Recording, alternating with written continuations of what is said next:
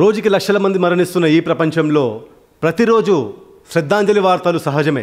కానీ ఇవాల్టి శ్రద్ధాంజలి మాత్రం ఎవ్వరికి సంబంధించినది కాదు. ఇది పుస్తకాలకి అంకితం చేద్దామా?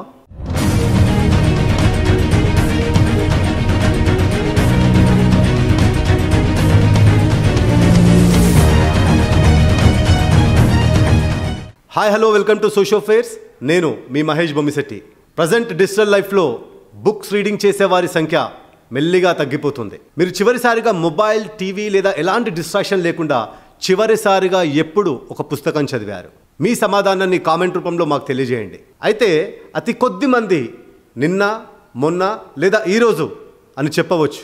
కానీ చాలామంది ఆన్సర్స్ మాత్రం after education we never touched a book అని వస్తుంది. పేజీలు తిప్పే రోజులు పోయాయి. మన పుస్తకాలకి దుమ్ము పట్టిపోతుంది. బుక్ స్టోర్స్ మూతపడుతున్నాయి. లైబ్రరీస్ ఇంటర్నెట్ తో రీప్లేస్ అవుతున్నాయి. ఎందుకు ఇంత మార్పు? రండి తెలుసుకుందాం. రాబోయే రోజుల్లో మన భావితరాలకి పుస్తకాలు ఉంటాయా?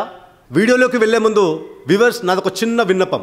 మా ఈ ప్రయత్నం మీకు నచ్చినట్లయితే మా ఈ ఛానల్ని సబ్స్క్రైబ్ చేయండి. సబ్స్క్రైబ్ చేయడం మీకు ఫ్రీయే, కానీ మాకు మాత్రం మరిన్ని మంచి వీడియోలు చేయడానికి ఉత్సాహం వస్తుంది. మీరు ఫస్ట్ రీడ్ చేసిన బుక్ ఏదో గుర్తుందా? చాలామందికి నర్సరీలో చదివిన ఆల్ఫాబెట్స్, నెంబర్స్ ఆర్ఎల్స్ రైమ్స్ అనే గుర్తుంటుంది. కానీ ప్రపంచంలో మొదటిసారిగా ప్రింట్ అయిన బుక్ ఏదో తెలుసా? అది డైమండ్ సూత్ర అనే పుస్తకం. మే 11, 868 ADలో ప్రచురింపబడింది. దీన్ని వాంగ్ జీ అనే వ్యక్తి ప్రచురించాడు. 17.5 అడుగుల పొడవు మరియు రోల్ చేయబడినటువంటి పుస్తకం. ఆ తర్వాత ఒక రెవల్యూషనరీ ఇన్వెన్షన్ వచ్చింది. అదే ప్రింటింగ్ ప్రెస్. గ్యూటెన్బర్గ్ బైబిల్ పుస్తకంతో మాస్ ప్రొడక్షన్ ప్రింటింగ్ ప్రెస్లు ప్రారంభమయ్యాయి. దాంతో పుస్తకాలు సామాన్య ప్రజలకు అందుబాటులోకి వచ్చాయి. ఓవర్ ఏ టైం ఈ పుస్తకాలు వివిధ రూపాల్లోకి మారాయి. అందులో ఒకటి పేపర్ బుక్స్. ఇవి విద్యార్థులకు మరియు సామాన్య ప్రజలకు చవకగా మరియు అందుబాటులో ఉండేవి.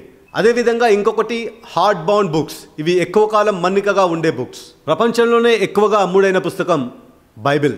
7 బిలియన్స్ కాపీస్కి పైగా అమ్ముడై లెజెండరీ బుక్గా మారింది. ప్రపంచంలోనే అత్యంత ఖరీదైన పుస్తకం లియనార్డో డావిన్సీ రాసిన కోడెక్స్ లీస్టర్.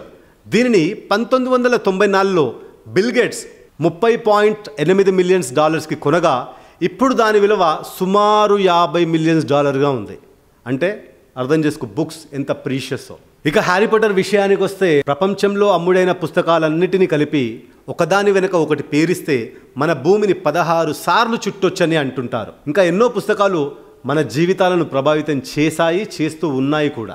అయితే నేటి యువత పుస్తకాలు చదవటానికి ఆసక్తి చూపకపోవడానికి గల కారణాలు ఏమిటి? ఈ బుక్స్, డిజిటల్ మెటీరియల్స్ పెరిగే కొద్దీ సాంప్రదాయ పుస్తకాల భవిష్యత్ ఏమవుతుంది? భవిష్యత్తులో పుస్తకాలు చదివే అలవాటు మాయమవుతుందా? కాబట్టి పుస్తకాలు చదివే అలవాటు తగ్గిపోవడానికి గల కారణాలు ఏమిటో మనం చర్చించుకుందాం. మీరు గనక ఈ వీడియోని ఎలాంటి డిస్ట్రాక్షన్ లేకుండా పూర్తిగా చూస్తున్నట్లయితే కంగ్రాచులేషన్స్. అదే మీరు ఈ వీడియోని పాజ్ చేసి నోటిఫికేషన్ చెక్ చేసుకోవడం, ఇన్స్టాగ్రామ్ని స్క్రోల్ చేయడం, ట్వీట్స్ని చూసుకోవడం లాంటివి చేసి మరల ఈ వీడియోని చూడడానికి వస్తున్నట్టయితే welcome back to the new world order. అయితే ఈ డిజిటల్ అడిక్షన్స్తో మనం ఎప్పుడూ స్క్రీన్స్కి అతుక్కునే ఉంటున్నాం. ఒక స్టడీ ప్రకారం విద్యార్థులు హోంవర్క్ చేసే సమయంలో మొబైల్ ఫోన్ లేకుండా 2 నిమిషాలు కూడా ఉండలేకపోతున్నారు. 2019లో జరిగిన ఒక సర్వే ప్రకారం 18 ఏళ్ళ వయసు లోపు ఉన్నవారు కేవలం 26% మాత్రమే రోజు చదువుతున్నారు. ఇది గతంతో పోలిస్తే చాలా తక్కువ. అయితే కరోనా సమయంలో ఈ ట్రెండ్లో కొంతమేర మార్పు వచ్చింది. ఒక యావరేజ్ అమెరికన్ అడల్ట్ ప్రతిరోజు 20 నిమిషాలకు పైగా చదివాడు. అయితే కరోనా సమయంలో ఈ ట్రెండ్లో కొంతమేర మార్పు వచ్చింది. 2020లో ఒక యావరేజ్ అమెరికన్ అడల్ట్ ప్రతిరోజు 20 నిమిషాలకు పైగా చదివాడు. అంటే 2019తో పోలిస్తే 21% ఎక్కువ. కానీ 2021 వచ్చేసరికి మళ్ళీ ఈ సంఖ్య పడిపోయింది. 2016లో ఒక వ్యక్తి ఏడాదికి సరాసరి 15.6 పుస్తకాలు చదివితే, అదే 2021 వచ్చేసరికి 12.6 పుస్తకాలు మాత్రమే చదవగలిగాడు. అంటే 2021లో 50% అమెరికన్ అడల్ట్స్ ఒక్క పుస్తకం కూడా పూర్తి చేయలేకపోయారు. కానీ భారత్లో ఈ పరిస్థితి కొంచెం భిన్నంగా ఉంది. కరోనా తర్వాత చదువుపై ఆసక్తి పెరిగింది. కానీ ప్రధానంగా సెల్ఫ్ హెల్ప్, వ్యక్తిగత అభివృద్ధికి సంబంధించిన పుస్తకాలని చదవడం ప్రారంభించారు. ఇది ఒక ఇంత పాజిటివ్ విషయమైనా కానీ లార్జ్ స్కేల్లో చూస్తే ఆందోళన కలిగించే విషయమే. 2024లో ఇండియన్ బుక్ మార్కెట్లో ప్రింటెడ్ బుక్ సేల్స్ యూనిట్స్ కొద్దిగా పెరిగాయి. మొత్తం 782.7 మిలియన్ యూనిట్స్ బుక్ సేల్స్ అవ్వగా ఈ సంఖ్య 2023లో 778.3 మిలియన్ యూనిట్స్గా నమోదైంది. ఇక్కడ మనం స్లైట్గా అవ్వడ్ చూసినా పెద్దగా చెప్పుకోదగిన విషయం కాదు. కానీ లాస్ట్ 3 ఇయర్స్లో ఫస్ట్ యాన్యువల్ గ్రోత్గా నమోదైంది. ఒక రీసెర్చ్ ప్రకారం ఫ్యూచర్లో ఈ మార్కెట్ ఇంకా తగ్గిపోయే అవకాశాలు ఎక్కువగా కనిపిస్తున్నాయి. సోషల్ మీడియా మన దృష్టిని పూర్తిగా తన వైపు దిప్పుకోవడంలో సఫలమైందనే చెప్పవచ్చు. ఒక మంచి నావల్ లేదా ఇతర పుస్తకాలు చదవడం కన్నా ఎప్పుడూ రీల్స్, షార్ట్స్ స్క్రోల్ చేయడంలోనే ఆనందం ఉందని పబ్లిక్ భ్రమపడుతున్నారు. మనం ఎప్పుడూ ఏదో ఒకటి చదువుతూనే ఉంటాం. న్యూస్, అలర్ట్స్, మెసేజెస్, ట్వీట్స్ ఇలాంటివి ప్రతిసారి చదువుతూనే ఉంటాం. కానీ ఒక పుస్తకం చదవాలంటే మాత్రం మన మనస్సుని నిమగ్నం చేయాల్సి ఉంటుంది. అయితే దీనికోసం డిజిటల్ ప్రపంచం నుంచి దూరంగా ఉండాల్సి ఉంటుంది. అలా చేయడానికి ఎంతమంది సిద్ధంగా ఉన్నారు? పుస్తకాలు అపూర్వమైన అనుభూతుల్ని కలిగిస్తుంది.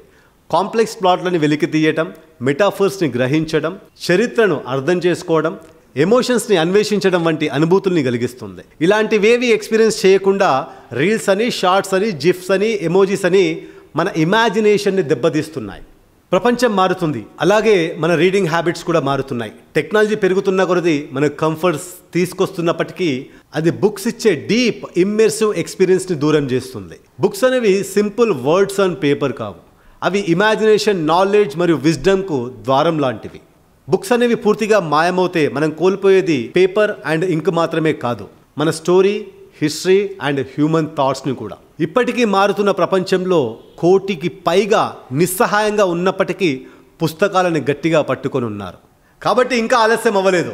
మనం ముందుగా ప్రకటించినట్లు పుస్తకాలకి శ్రద్ధాంజలి ఇవ్వకుండా ఆపవచ్చు. వాటికి శ్రద్ధాంజలి ప్రకటించే స్థితికి చేరకముందే మనం వాటిని కాపాడుకుందాం. పుస్తకాలను వదులుకుంటే మనం భావితరాలకు ఏమివ్వగలం? పుస్తకాలను చరిత్రగా మార్చకముందే వాటిని మన జీవితంగా మార్చుకుందాం. కాబట్టి ఒక బుక్ని తీసుకొని చదవండి. Read, share and keep this legacy alive. జై హింద్.